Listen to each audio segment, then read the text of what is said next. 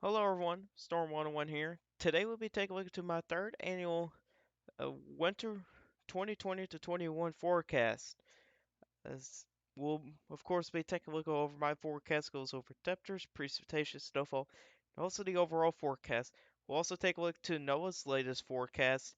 We'll also take a look into some of the latest models of what they're predicting for the winter. We're also going to be talking about the Enso and some of the other teleconnections as well for this upcoming winter. So we're going to go ahead and get started with the Enso region. Now this is a slideshow by the Climate Prediction Center. I'm going to go ahead and start off here. What's pretty much going on right now. So in Nino 4, which is right here, it's at pretty much zero point 0.7 degrees below average in Celsius, of course. Now the coldest area right now is Nino 3.4 with 1 degree below normal. Neo 3 is zero point 0.9 degrees below normal. And Neo 1 plus 2 is right now zero point 0.3 degrees below normal, which that area has been warming up. As you can see here by this graph here, how it's been going on for really the past few months or the past year. You can see here we had a big dip in the Enso, especially during the summer and early to mid fall. Now it's starting to warm up as we get towards the winter. Neo 3 has been pretty chilly.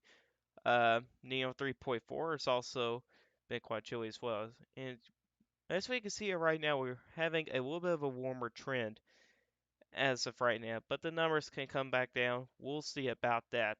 But this is technically a moderate La Nina, and there's a possibility we could see a strong La Nina for this upcoming winter. Which I'll show you guys that just a moment of what are the effects of the La Nina. And there's a lot of stuff here that we won't really be talking about here. Let's kind of get down to the past couple of few years or the past decade or two. So let's take a look into this graph here. So this is generally the Enso region for the past few years. Your winter time frame is the DJF. That's December, January, February in 3 months on an average in the Enso region. So one analog that we could choose is 2008 to 2009. Winter's another one, 2007 to 2008. It's also a pretty good one as well. 2010 to 2011 is another good one. 2011, 2012 possibly, but keep in mind all these winters are different, and the teleconnections are also different in every winter as well. But the most recent pretty good analog is 2017 to 2018, which turned out to be a pretty good winter across a decent chunk of the United States during that winter season as well. Now, this is the Climate Prediction Center's forecast here for the chances of La Nina. During the winter time frame, it's 100%. We're likely to be seeing La Nina, so that's already out of the way. But how strong could it get is another question here. So currently, we're pretty much on averaging out a degree below average its temperatures. And some models are saying it probably may go down to a strong La Nina. Some of them kind of go back towards a weak La Nina as well. But we're going to see. I think it's going to be saying more in the moderate stage for a La Nina during the winter. This is the CFS-V2 model. And as you can see here, it does show the La Nina strengthening into a strong La Nina during the winter time frame. Really between uh, 1.5 degrees Celsius below average to 2 degrees below average in Celsius as well. So that's a strong La Nina. Although the Climate Prediction Center did say that the CFSV2 model is likely overdoing this. So, I do agree with that there as well. And yes, a La Nina advisory is in effect there as well.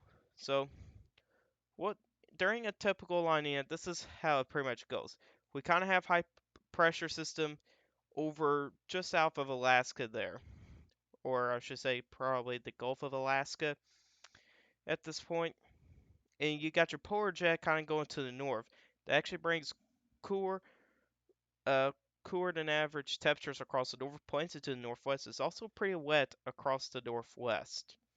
It's pretty dry across the desert southwest and to the southeastern United States. It's pretty wet across the Tennessee Valley and to the Great Lakes and also the Ohio Valley. It's also quite warm across the southern plains and to the southeastern United States, even extending into portions of the Mid-Atlantic. So that's basically your typical La Nina there as well. Now, keep in mind, there is a difference between a central base and an eastern base. This is the current sea surface temperature anomalies, and for right now, this is a central base La Nina. Now, this is what I've heard from a meteorologist that did a winter forecast yesterday at the time making this video. There is a difference between a central base and an eastern base La Nina. Typically, during a central base La Nina, the pattern is more active. You kind of get more storm systems to kind of go through some of those similar areas as well. So generally, a more active pattern, I should say there. But in the eastern base La Nina, it's not as active. It's also can be, uh, well, generally it's less active there. But also in the central base La Nina, it's also a little bit warmer, not all that by that much. But generally, we'll probably be seeing a pretty active pattern this year, which I'll show you guys the models with that in just a moment. But let's actually take a look to, well, almost forgot a couple things on this graphic here. So, so this is right now the Enso. We are currently in a moderate La Nina. You do have a blob of warm water just south of Alaska. That's going to be a ridge of high pressure there, and that's what it is during a typical La Nina. You get warmer than average temperatures into portions of the Gulf of Alaska. They're pretty much just south of Alaska there, and that's what we see during a typical La Nina. But another area I want to focus here is actually just off the northeastern coast of the United States. You also got a pretty warm blob of warmer than average temperatures. Now the CFS model's been trending, ridging closer to the northeastern United States instead of the southeastern United States. That way it's the strongest of the ridging. Now, if it continues to move to the northeast, which it kind of has been over the past good amount of days now, this can affect the NAO region, which typically your NAO region or the Northern Arctic Oscillation is really generally around Greenland. Now, currently, it's in a positive phase, so that makes kind of the eastern United States a little bit warmer than average. Of course, I can show you guys the teleconnections here if I can find it in here. Here it is. So let's take a look at the NAO right now. So yeah, we're currently in a positive phase as of right now. Now, the NAO, all this stuff is very hard to predict pretty far out, especially when you try to predict the entire winter. It could be accurate only in a couple of weeks when most accurate forecasts. You can see there with the spread of the models, already past December. This is November the 20th here. But you can see we're currently in a positive NAO phase. And typically during a positive NAO phase, usually we're warmer. It actually keeps the colder air around Greenland. Now, if we're in a negative NAO, you get blocking across Greenland, and that actually brings the cold air down into the central and the eastern United States. That's something we really got to pay attention to, and that's something someone mentioned on Twitter about that ridging may try to develop just around the northeastern United States there, and that'll be an area we're going to watch as well. So a little bit of blocking can happen around Greenland, which is a possibility there. And that's pretty much it from that graphic. Let's actually move on to the models here. And this is exactly what I'm talking about here. Now, this is based off a 3-month average. You got the Arctic isolation up there around the Arctic Circle. That's pretty much like the polar vortex here. Typically, the weaker the polar vortex, it doesn't really keep all that cold air in place, generally around the Arctic Circle. It actually, spills some of that uh, Arctic air southward into portions of the United States and even across portions of the world as well. And that's what really the AO is. Now, that's actually what Uh, Now last winter, the AO was extremely positive. So basically, all that cold air was basically just locked around the Arctic Circle pretty much the entire winter. And it finally gave way late in the spring. So that's basically what happened there. Now for this winter here, we have doubt. I do have doubts that's going to happen again. Here, you can tell by the CFS model, there is potentially a little bit of ridging there. So this is a negative AO here in this scenario. Now, another area, couple areas to mention about, you got pretty strong ridging just south of Alaska there. That'll create some ridging there. This can make California pretty dry as well. And I've also been very consistent of drier than normal conditions across nearly the entire state of California, even into portions of Nevada into the desert southwest. And I'm also been very consistent with that for the past couple of months with that. And it seems like that's going to be a pretty likely scenario for this winter here because it's PDO and PNA region there as well. And again, like I was talking about, just off the northeastern United States coast, we also do have another area of ridging. Now, models before had the strongest of the ridging across the southeastern United States, which that would make nearly the entire eastern United States warmer than average. But now the CFS model has shifted just off the northeast coast of the United States. What this can mean here is that the northeastern United States could see a little bit warmer and perhaps a little bit drier than normal conditions. Now, keep in mind, your average temperatures is actually below freezing.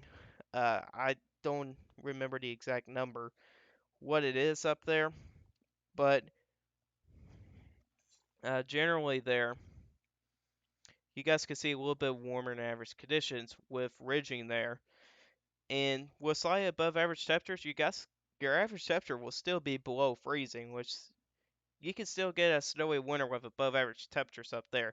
That's kind of the point there as well. And you guys will probably see on my overall forecast in a little bit there where I put you guys at as well. So let's take a look at some other things like the MSLP here. Now this kind of gives us the idea of ridging and where some of the troughs are going to be, or some of the low pressure systems and the high pressure systems. So what does this indicate right off the bat here with the United States? Pretty much some areas are a little bit slightly below average with pressure, and you can see the west coast is actually above normal with a little bit of higher pressure there. And what this kind of tells me here is we'll probably see a pretty active pattern like I was talking about earlier in the video, that we could probably see a pretty active pattern near the entire United States here. Whereas areas at times, you can see a big low pressure system at times that could bring in pretty cold air and more back up, cool back down, and just basically an active pattern, something that we call there. You get troughs and ridges, and it just keeps on going, back and forth and stuff like that. And that's something we could see this winter there, is something like that. And really, the better chance of that will be really across the central and potentially a good chunk of the eastern United States there as well, where we'll see it kind of a back and forth pattern, something like that. Meanwhile, across Canada, there will be an Arctic high, likely be most of the coldest air will be across western Canada there as well, this is good news for the northwestern United States. You guys can actually see a pretty good winter this winter as well, just because of that. All that pretty cold air is going to be locked up into western Canada there, which those guys can see a pretty harsh winter this year. And let's take a look at precipitation here, which remember what I said about California here being pretty dry. The CFS model does continue to show California to be very dry. Not only California, but also across the desert southwest, even across Southern Plains. That's also another region we're going to watch. The Southern Plains. There's a possibility some ridging may develop. Now, if ridging does develop in that region, this can lead to a little bit more troughing across the northwest, but also a little bit more troughing across the eastern United States there as well. You can actually kind of tell here, right in here, there could be some bridging across the Southern Plains there as well by looking at precipitation. Meanwhile, across the Tennessee Valley into the Ohio Valley in the northeast, above average, precipitation. And I think that's going to be a very likely scenario, at least for the Ohio Valley and Tennessee Valley. And those areas do typically see a wetter than average winter during a typical La Nina. So don't be surprised that those areas will see above average precipitation. Not only those areas, but also the Northwest as well. We'll also see some above average precipitation. So basically, this is a typical La Nina pattern there for precipitation. Let's take a look into the Kansas model. Now, this was updated back in November 1st, so this is a little bit outdated. But you can also see something a little bit similar there. It does put that some of the strongest ridging closer to the northeast United States. And what this can do is make the northeast again a little bit more drier and also warmer than normal. But also you can still see some above average snow just depending on how strong that ridge could get and also how close it would be. And that's going to be kind of a big question for the northeastern United States there. But also, look at that troughing across Canada. Pretty strong troughing there. And this is good news for the northwestern United States, not only the northwestern United States, but also the northern plains. So you guys can see many Arctic blasts because of that. That'll be going on across western Canada there. A lot of cold air is going to be locked up into some of those regions there. You can also see there's also a lot of ridging around Alaska as well. What's also quite interesting here is ridging is also a little bit further to the north, actually expanded to the north there. So some of the colors there may not actually stick around that much around Alaska there as well. Take a look to the lower dynamics here. The MLSLP on a 3-month average here. You can see here, generally pretty much around average, but this can also mean a very active pattern. Another thing to notice is that there's actually, on average, ridging across just out of the west coast of California, which those areas can see drier normal conditions because of that. Also pretty good ridging across Alaska as well, and also perhaps a little bit of ridging just off to the northeast there as well. And here's precipitation now, likely underdoing the totals across the eastern United States there. Although I do agree with the west pretty well. Northwestern United States, weather normal, most of California look to be pretty dry. But you can also see here the several points to the southeastern United States. Now, keep in mind, this is back in November 1st. CFS was showing something pretty similar to this here as well.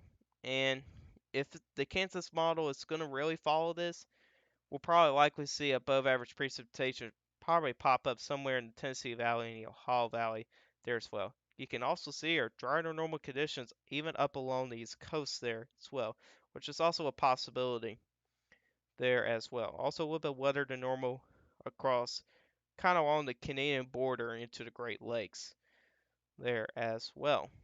Something I forgot to show on the CFS model is the 2 meter temperature anomalies. Now this is kind of gets a little bit mispresented here.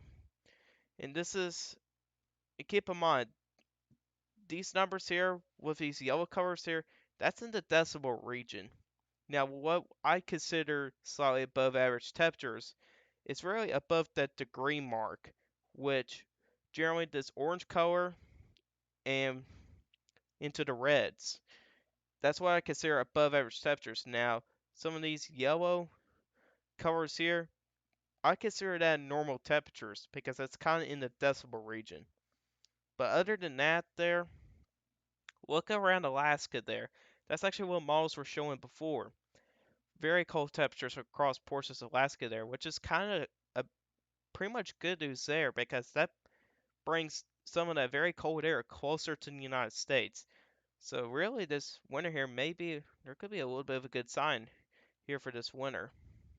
And take a look to the CFS model here and generally has again nearly all the United States there as well. But it also shows um, really colder than average temperatures across Alaska there for some reason. Like you've seen on MLSP, stuff like that. There's actually ridging nearby, so I don't think that's quite accurate there. I think it'd be more placed in the western portions of Canada there as well, of my thinking there. It's kind of crazy to have models have a really good agreement with precipitation, but not so much of an agreement with the temperatures. Alright, let's look into a different model here. This is the Jamstec model, and so this is your sea surface temperatures. Now this is updated recently, back on the 12th here, so 8 days ago, a little over a week ago. You can see there are very warm sea surface temperatures just west of California there, which can lead to a pretty good amount of ridging here across really the southwestern United States. Well, not really ridging, but more of dry conditions in those ridges there. We can also notice is also a central base La Nina, which again that indicates a more active pattern there. Like you've seen from the CFS model, the Kansas model, most of them showing average there, which that means there's probably going to be a little bit more of everything, troughs and ridges over some of the same areas, and pretty much just continues throughout the winter. And that's something we'll probably see there with this central base La Nina that's currently happening right now. Very warm sea surface temperatures around Greenland there. Another thing to notice is very warm sea surface temperatures along the southeast coast and up along the east coast as well. That'd be something we may need to watch for. That can really help put ridging in place across those regions there. And I think we'll likely see ridging across those regions for this winter. Precipitation anomalies here. See if it'll try to load. Hopefully it can do it. I mean, I've already seen this here. I could try to explain you guys here if it doesn't load in. I don't think it's going to load in. But generally, what I've seen from the Jamstack model, it had above average rainfall or precipitation across the northwestern United States, portions of Great Lakes, and even into the mid-Atlantic as well with above average precipitation. There it goes.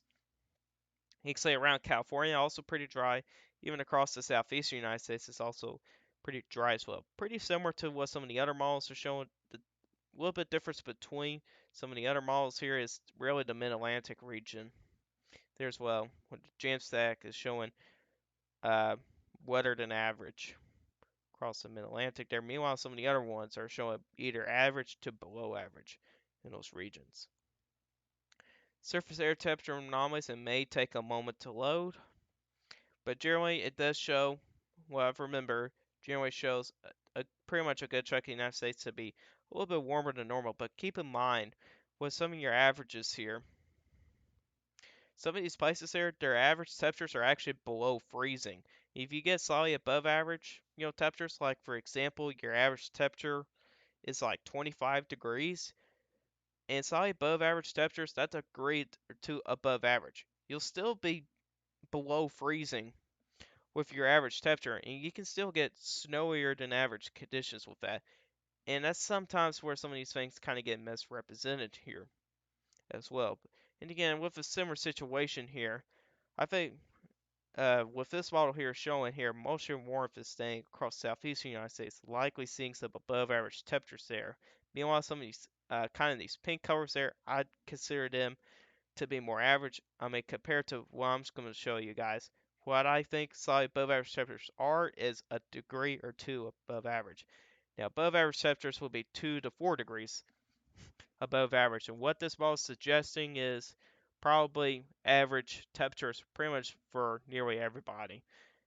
The only areas that show above average temperatures will be across the southeast and also the desert southwest as well of what this model here is showing. Here's something I don't really show that often. I mean, I showed it on the last winter forecast. These models did get updated as well not long ago, back on the 17th of November. So these are fresh runs. So this is the European model with snowfall. I don't have everything else, but all I do know is the European model throughout the winter showing warmer than average for pretty much everybody. Which I don't think that's going to happen. Just to let you guys know about that. And I've it's kind of all over the place, really, for the northwestern United States. You can see there, you go from well above average to well below average. I don't think the European model is that accurate with snowfall across the northwest. However, do it did a great job last winter It actually did pretty good with the snowfall forecast. But generally, I don't think the European model is that accurate with the snowfall for December. Let's move on to January. Now, this is a little bit more accurate, I think, here for January. You can see here well above average mountain snow across the Rockies. I think that's a very likely scenario. Above average snowfall kind of along the Canadian border. Below average snowfall generally across the central Silver Plains and kind of eastward on as well to the east coast there as well. And then looking to February. Now this is a little bit better setup here for a lot of people there. Well above average snows across the Rockies and also the upper Midwest and the Northern Plains. Meanwhile, well below average snowfall across really the Ohio Valley, portions of the Midwest, and up into the northeastern United States as well. But generally, for at least for these couple months, especially for December, I don't think the European model is that accurate. But for some of the other months, I think it's a little bit more accurate there as well. But overall, I sort of agree with the European model. I do agree with the Northwest being well above average and also the Upper Midwest, but kind of everything else there, not that, not so much there as well. So let's take a look into the UK Met model. Now, I think this is having a little bit better handle on this one. You can see the northeastern United States Great Lakes below average temperature, not temperatures, snowfall. Well above average snowfall, however, across the Rockies. We have a pretty good agreement on that. So January, pretty much the same thing there. And also February here, which this is something quite interesting. We actually have above average snowfall across portions of Missouri and Illinois into Indiana, even back into Texas there as well. So that's something quite interesting there as well. Let's move on to the Climate Prediction Center's forecast. So this is the 3-month temperature outlook. So this goes for December, January, and February. You can see here, while I was talking about the ridging across the Northeast, you can see here the CPC does put the Northeast United States above average because of that ridge that's going to be nearby. That'll put the Northeast United States a little bit warmer than normal. But the better chance for above average temperatures will be across the several points where there could be some more ridging across some of those regions there as well. Meanwhile, 50 to probably 60% chance of below average temperatures really generally across the northern plains, even for the northwestern United States. Overall, I do agree with their temperature forecasts there, generally there.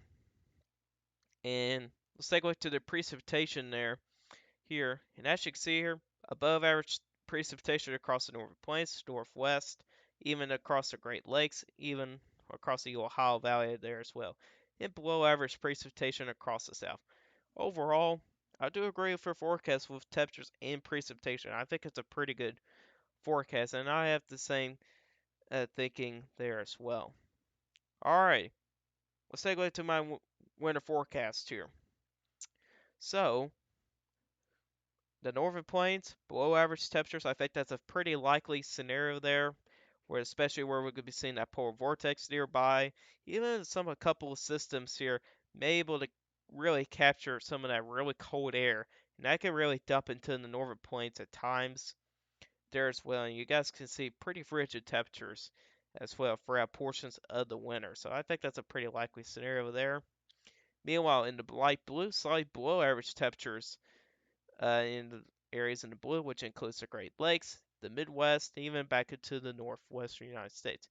Areas that are not shaded or EC. EC means equal chances. There will be times where you guys will see slightly below average and slightly above average temperatures. Overall, you can say that's average region. That's also fine. Areas in yellow. We got two areas here. We got one in central southern Florida, and another one that extends from the southwestern United States into portions of the Silver Plains, into Dixie Alley, then following along the east coast up into the northeastern United States. But keep in mind, guys, for people that live in the northeast, keep in mind your temperatures on average are usually below freezing. And what I consider slightly above average temperatures is a degree to 2 degrees above average. So just to keep in mind of that there as well before a lot of people will kind of complain. Slightly above average temperatures doesn't always mean you're going to see below average snowfall. Just to keep in mind of that. Now, areas of the south here, southern Texas into southern Louisiana, southern Mississippi, Alabama, to Panhandle, Florida, southern Georgia, to portions of the Carolinas, will likely see some above average temperatures where we'll likely be seeing some ridging across some of those regions. Let's move on to my precipitation forecast here. Saw above average temperature precipitation across the northwestern United States and northern plains, the Midwest, and to the Great Lakes. Then above average precipitation across generally the Ohio Valley there.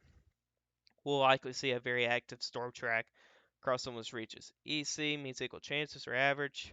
Same way as, for temperatures there as well. Kind of putting it in the same way, but just precipitation. Now, areas in the brown color will likely see some below average precipitation across those regions. In these areas, kind of the lighter brown, will likely see some slight below average precipitation, which goes across the south and up along the east coast up to Massachusetts there as well. Just generally speaking, just slight below average precipitation, not too big of a deal there as well. Oh yeah, I forgot to mention real quick. In the mountains of the northwest, your precipitation will likely be above average. Forgot to say that there as well. Snowfall. The northwest will likely see well above average snowfall. I think that is a no doubt at all. Now, this is kind of roughly draft here for where some of those mountains are, but generally speaking, if you're in the mountain regions, you'll likely see well above average snowfall this winter. Areas in the blue, or dark blue, I should say, like the Northwest, back down to the Central Rockies, and also another area across the Great Lakes in the Midwest, you'll just generally see above average snowfall there as well. Light blue color, slightly above average snowfall, which includes the Central and Northern Plains, even across portions of the Ohio Valley as well. But some of these regions here, like across Kentucky, Tennessee, doesn't really take really a winter storm to put us either like average to like above average snowfall. Like our average snowfall across some of these regions are pretty small. Generally speaking, for Kentucky, your average snowfall generally is a foot. That's pretty easy to remember. Now, with slight above average snowfall, you could be talking about 15 inches of snow there as well. Areas in the light brown. Likely see some slight below average snowfall as well. In Northeast, again, your snowfall, you know, your snowfall on average, your numbers are quite high. So just to keep in mind of this. I mean, for example, if you're if 100 inches of snow is your average snowfall, slight below average, you could probably only get like 80 inches of snow. That's still a lot of snow there as well. So just to put it in that way, you guys will still see some snow this winter here. Still see a decent amount of snow across those regions there, depending on your average there as well. Now, areas not highlighted, talk about the south.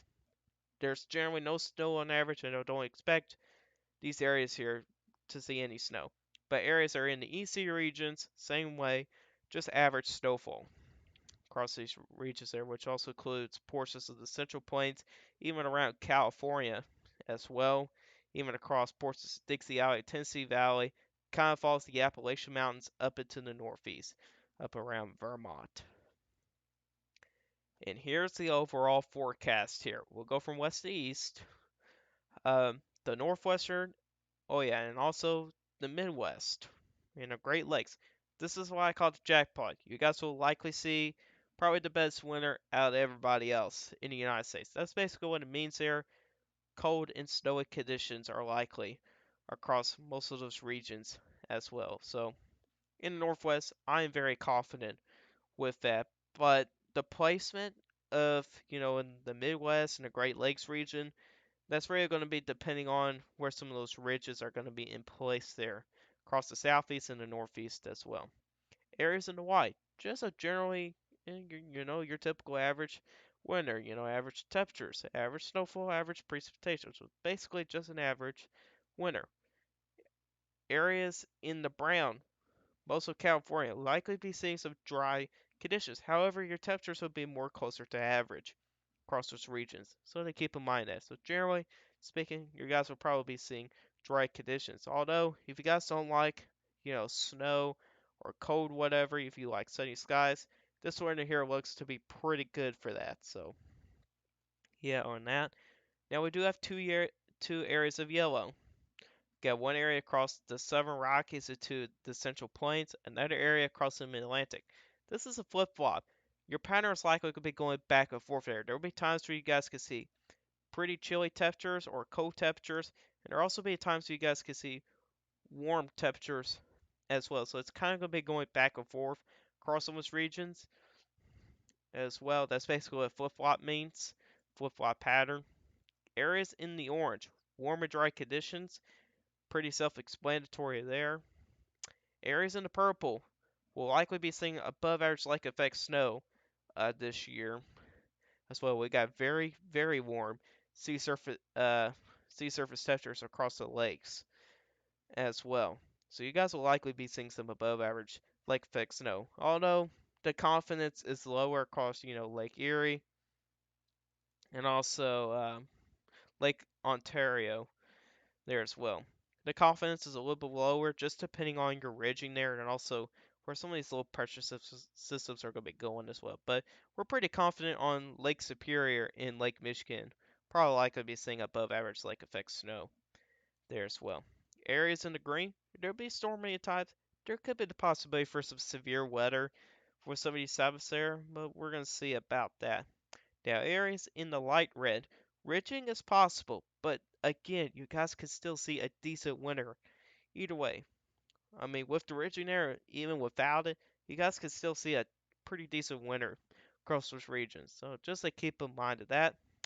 Then areas in the red, oh boy, which includes northern Arkansas, Tennessee, into Kentucky, southern Ohio, West Virginia, into central Pennsylvania, up into central New York. There's going to be a very active weather across those regions, especially when we have ridging across the northeast, even across the southeast. Most of your storm tracks are going to be something like this here.